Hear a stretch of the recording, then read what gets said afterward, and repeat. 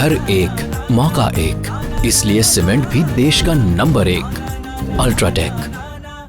स्वागत है। Mutual fund सही है presents ESPN Cricinfo time out Hindi powered by UltraTech cement में। और आज हम बात कर रहे हैं एक ऐसे मुकाबले की जो शुरू तो हुआ IPL, लेकिन ऐसा कह सकते हैं कि एक छोटा सा ब्रेक, एक हफ्ते का उम्मीद थी कि एक तगड़ा टूर्नामेंट फिर से आएगा पटरी पर बारिश ने डाल दिया खलल और कोलकाता हो गई बाहर।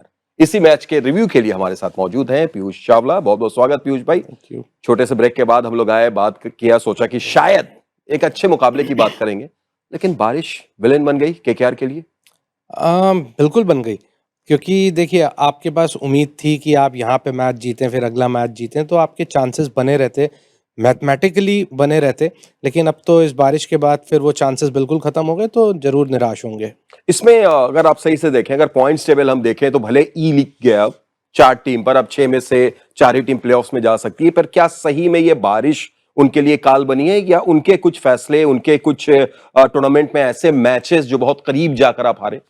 मेरे को लगता है बारिश का यहाँ पे कोई लेना देना नहीं है, क्योंकि जब चीज़ें आपके हाथ में थी टीम के तौर पे, तो फिर वो चीज़ें आपके फेवर में नहीं गई। और मैं, ऐसा नहीं है कि वो गलतियां होती हैं, और वो खेल में ऐसा हो जाता है कि एक जो मुकाबला हुआ था पंजाब के विरुद्ध, जो बिल्कुल हाथ में था, जहाँ 115 रन बनाया था उन्होंने, तो वो चेज नहीं हुआ। फिर एक मुकाबला जो था कि हाई स्कोरिंग था, जिसमें लगभग 240 रन बने थे, वो गेम पूरा कंट्रोल में था KKR के। लेकिन वहाँ टैक्टिकली मेरे को लगता है जो एक गलती हुई थी कि जब आखिरी में आपके पास फिनिशर हैं, जो आपके रिंकू सिंह हैं, आंद्रे रसल हैं, उनको वहाँ बल्लेबाजी पे नहीं भेजा गया। फिर वहाँ पे अंग्रिक्ष रघुवंशी आए उनके साथ, फिर उसके बाद रमनदीप आ गए, तो आपने इतना ज़्यादा डिले कर दिया। तो ये टैक्टिकली जो गलतियाँ हुई थी, उसके चलते मेरे को लगता है कि ये भुगतान अब करना पड़ेगा। इसके अलावा अगर हम बात करें, जो ये तीसरा मुकाबला इस सीजन में जो वॉश आउट हुआ, और 2 मैचेस KKR उसमें शामिल, एक जो हम लोग अभी जिक्र कर रहे हैं, और एक और मैच आपको याद होगा पीयूष भाई, वो भी पंजाब के खिलाफ। हालांकि 200 से ज्यादा पंजाब ने बनाया था उस मैच में, लेकिन फिर भी मौका था चेस करने का KKR को।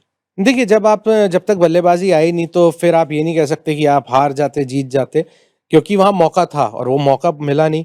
तो ये 2 मुकाबले ऐसे हुए कि जहां पे एक एक पॉइंट ही मिला। फिर 2 मुकाबले आपके ऐसे हुए जो आप जीत सकते थे, जो बिल्कुल आपके हाथ में थे, वो हाथ से फिसल गए।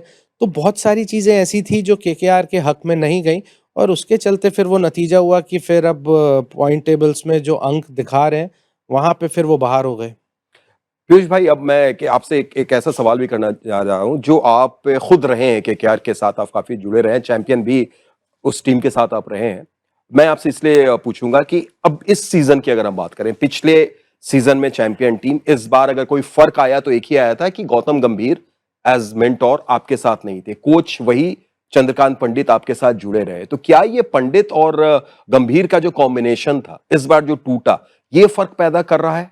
देखिए, बाहर से कुछ हद तक ही आप चीज़ें संभाल सकते हैं, लेकिन जो फ़र्क आया, मेरे को लगता है कि आपने पहले फिल सॉल्ट वापस नहीं मिल पाया आपको जब ऑक्शन हुई थी। फिर एक खिलाड़ी श्रेयस अय्यर, उन्होंने last year as a captain वहाँ पे वो जीते थे। फिर वो 3 नंबर पे आपको एक स्टंप की तरह बल्लेबाजी करते हैं, और खासियत जो है श्रेयस अय्यर की, वो जिस मैच में बल्लेबाजी करते हैं, वो उस अंदाज में करते हैं कि वो गेम को एक तरफा कर देते हैं। तो आपका एक वो बड़ा मिस हो गया। तो ये 2 मिस बहुत बड़े मिस थे, और मिचेल स्टार्क, उनको नहीं भूल सकते।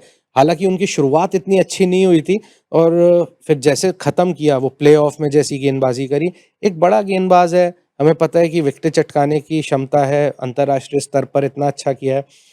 फिर भी मैं कहूँगा कि मिचेल स्टार्क इतना बड़ा मिस नहीं था, लेकिन फिल सॉल्ट, जिन्होंने जिस अंदाज में बल्लेबाजी करी, और श्रेयस अय्यर, ये 2 बहुत बड़े मिस थे।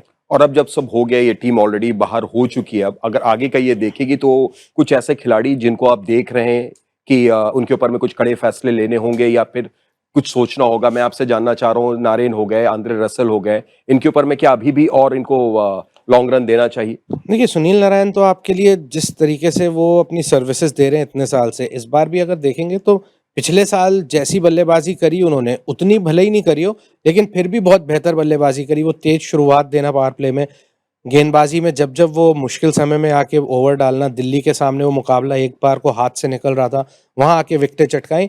और रसल को इस बार इतना ज़्यादा मौका मिला ही नहीं बल्लेबाजी का, वो थोड़ा सा मेरे लिए हैरत अंगेज कर देने वाली चीज़ थी। क्योंकि जब आप देखें, 8 या 10 मैच कुछ लगभग हो गए थे, तब तक पूरे टूर्नामेंट में कुछ 32 या 33 बॉलें खेली थी आंद्रे रसल ने, और ऐसा खिलाड़ी जो 20 गेंदों में गेम पलटने की क्षमता रखता है, आप उसको बल्लेबाजी पे ही नहीं भेज रहे हो, तो फिर दोष आप किसी और को नहीं दे सकते।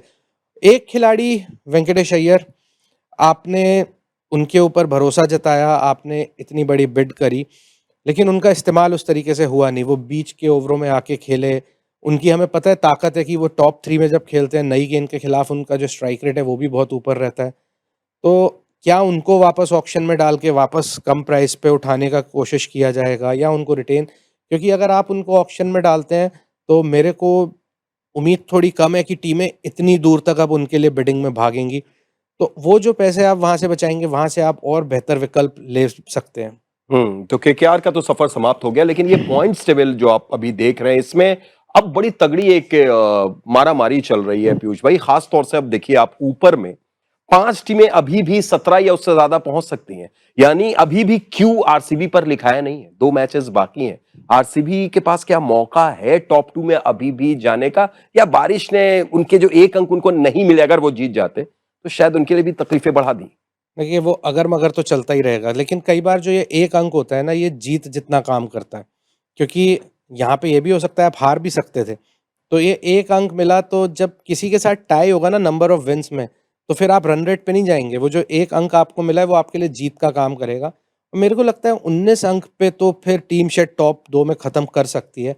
तो एक मुकाबला यहाँ से जीतना है, एसआरएच के सामने और एलएसजी के सामने, और बैक करेंगे आप आरसीबी जैसा खेल रही है। लेकिन उनके लिए एक बहुत बड़ा जो मिस हुआ है, वो मेरे को लगता है जॉश हेजलवुड। क्योंकि इतिहास भी उठा के देखेंगे ना, तो बल्लेबाजी हमेशा अच्छी रही है आरसीबी की। जब स्ट्रगल किया है तो वो गेंदबाजी को लेके किया, और जो इस सीज़न एक तिकड़ी बन गई थी भुवी की, यश की और जॉश हेजलवुड की, अब जॉश हेजलवुड के ना होने से कितना असर पड़ेगा इस गेंदबाजी क्रम पे, वो थोड़ा देखना होगा। बिल्कुल, अभी 2 मैच बाकी हैं और 1 अंक उनको चाहिए क्वालिफाई क्यू लिखाने के लिए बगल में। फिलहाल शुक्रिया पीयूष भाई समय निकालने के लिए। लेकिन आपको चलते चलते एक चीज ये भी बता दें कि कल जो डबल हेडर है, उसमें अगर दिल्ली या पंजाब, ये दोनों टीमों में से कोई एक अपना मुकाबला हार जाती है, तो हो सकता है कल ही क्यू लिखा जाए आरसीबी के बगल में। फिलहाल आप देख रहे थे म्यूचुअल फंड सही है presents ESPN cricket 4 time out Hindi, powered by UltraTech cement.